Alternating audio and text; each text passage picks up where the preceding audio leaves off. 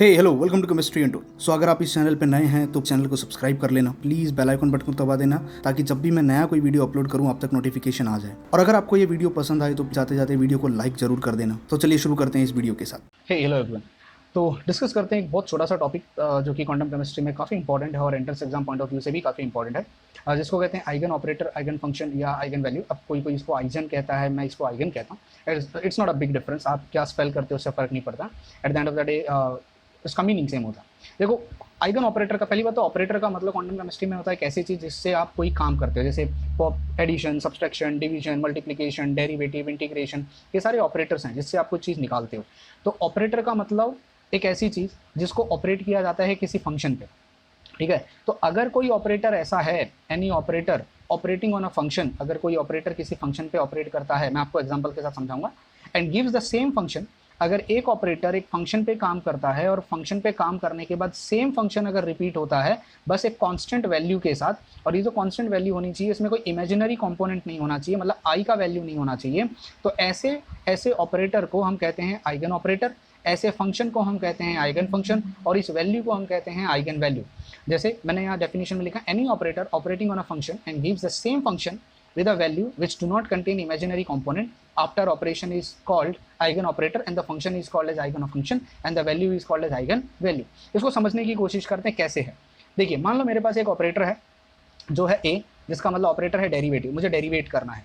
कौन सा फंक्शन को डेरिवेट करना है? x⁴ को डेरिवेट करना। तो x⁴ मेरा फंक्शन हो गया, डेरिवेटिव मेरा ऑपरेटर हो गया। अब जब मैं डेरिवेटिव को यानी ऑपरेटर को जब मैं x⁴ पे ऑपरेट करता हूँ तो इसको ऑपरेट करने के बाद मुझे जो आंसर मिलता है वो 4 नीचे आ जाएगा और x⁴ हो जाएगा। अब देखो, ये मेरा ऑपरेटर था, ये मेरा फंक्शन था, ये एक वैल्यू आई, लेकिन जो बाद में वापस जो अगली चीज़ आई है वो सेम वैल्यू नहीं आई है।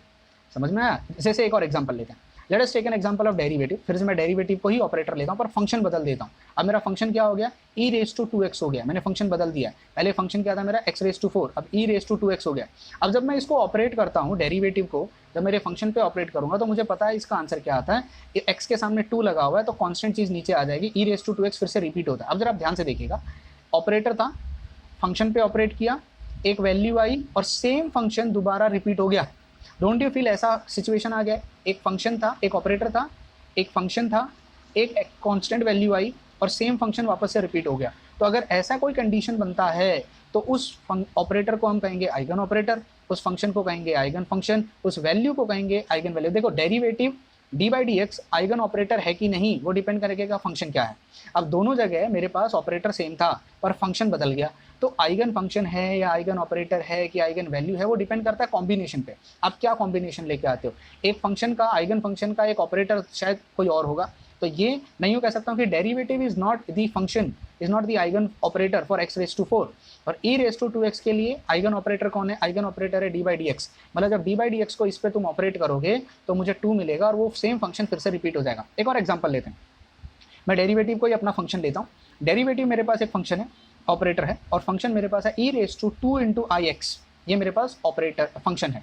अब जब डेरिवेटिव को उस पर ऑपरेट करोगे तो x के सामने जो कांस्टेंट टर्म है दैट इज 2i वो बाहर आ जाएगा और e⁻²ix रिपीट हो जाएगा। अब यहाँ कंडीशन देखो, फंक्शन रिपीट हुआ, ये आपका ऑपरेटर था, ये आपका फंक्शन था, लेकिन जो कांस्टेंट वैल्यू आई है उसमें आई टर्म आ गया है, इमेजिनरी कंपोनेंट। आपको इमेजिनरी कंपोनेंट नहीं चाहिए। काश कुछ ऐसा हो जाए कि इमेजिनरी कंपोनेंट अगर गायब हो जाए तो ये डेरिवेटिव इसके लिए आइगन फंक्शन ऑपरेटर हो जाता, ये आइगन फंक्शन हो जाता, ये आइगन वैल्यू हो जाता। अब हम क्या कर सकते थे? तो मैंने क्या किया, एक और एग्जाम्पल लिया, इसमें मैंने डेरिवेटिव की जगह डबल डेरिवेटिव ले लिया, यानी d² लिया और फंक्शन को सेम रखा। इस बार मैंने देखो, मैंने यहाँ पे फंक्शन बदला था, यहाँ फंक्शन बदला, आपका ऑपरेटर सेम रखा।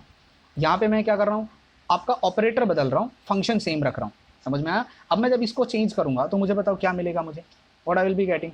मुझे यहाँ पर डबल डेरिवेटिव लूंगा तो सबसे पहला डेरिवेटिव e⁻²ix का पहला डेरिवेटिव, तो पहला डेरिवेटिव अगर मैं लूंगा तो 2i नीचे आ जाएगा, 2i नीचे आ जाएगा, e⁻²ix आ गया। फिर से डेरिवेटिव लेना पड़ेगा तो कांस्टेंट जो चीज़ है वो तो बाहर आ जाएगी। देखिए, तो कांस्टेंट है तो वो बाहर आ गई। डेरिवेटिव अब इसका लेना पड़ेगा, इसका जब डेरिवेटिव लूंगा तो फिर से 2i नीचे आ जाएगा और e⁻²ix मिल जाएगा। अब अगर आप ध्यान से देखो, मेरा ऑपरेटर था d²x/dx², मेरा फंक्शन मुझे फिर से रिपीट हो गया, लेकिन अब 2i 2i 2 बार आया। अब 2 इंटू 2 तो 4 हो जाएगा, i इंटू आई क्या हो जाएगा, अगर मैं i इंटू आई का आंसर निकालूं, वी ऑल नो i का मतलब होता है रूट ऑफ -1, तो रूट -1 इंटू रूट -1, रूट और रूट कैंसिल हो जाएगा, क्या बचेगा मेरे पास आंसर, मेरे पास आंसर बचेगा -1। तो यह कह सकता हूँ i का स्क्वायर है ये, तो अंडर रूट ऑफ -1 का स्क्वायर है ये, तो स्क्वायर रूट और रूट गायब हो जाएगा, -1 बचेगा मेरे पास, माइनस यानी इनडायरेक्टली -4 आया। अब मेरा रूल क्या कहता था, मेरा रूल कह रहा है कि इमेजिनरी कंपोनेंट नहीं होना चाहिए, वो नेगेटिव होगा चलेगा, वो पॉजिटिव होगा चलेगा, but it should not contain an imaginary component. अब मेरा इमेजिनरी कंपोनेंट यहाँ से गायब हो गया, अब ये आइगन वैल्यू हो जाएगा। कोई ऑपरेटर वो आइगन ऑपरेटर है कि नहीं है, कोई फंक्शन आइगन फंक्शन है कि नहीं है, वो दोनों के कॉम्बिनेशन पे डिपेंड करता है।